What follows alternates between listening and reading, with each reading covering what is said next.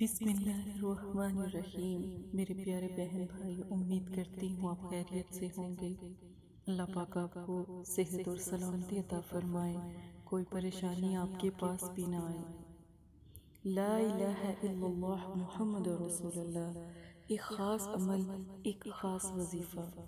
فجر کی نماز کے بعد آپ نے سجدے میں جا کر 7 مرتبہ، پھر آپ نے اپنے سر کو بلند کرنا ہے، پھر آپ نے کم از کم 100 مرتبہ کلمہ پڑھنا ہے، اور دل میں جو دعا ہے آپ نے وہ دعا مانگنی ہے۔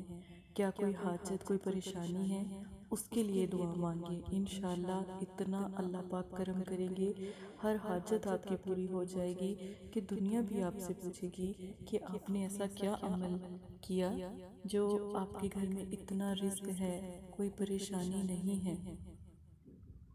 یاد رکھیں اس عمل کو آپ نے کب کرنا ہے۔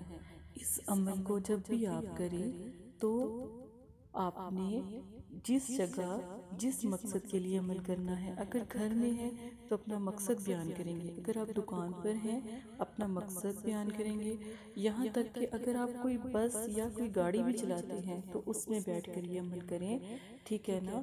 تو یہ بھی معتبر ہے۔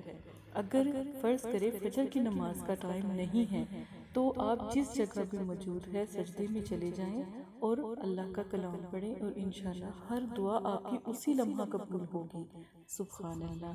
استخارہ اور روحانی علاج کے لیے آپ اپنی بہن کو یاد کر سکتے ہیں، مجھ سے جہاں تک ہو سکا میں ضرور مدد کروں گی۔ کیا آپ پر جادو سفری علم تو نہیں؟ کیا آپ پر کوئی بندش، کاروباری بندش تو نہیں؟ کسی نے جادو تو نہیں کروایا؟ کوئی حاسد جلن والا تو نہیں؟ ایک دفعہ استخارہ ضرور کروائیں، انشاءاللہ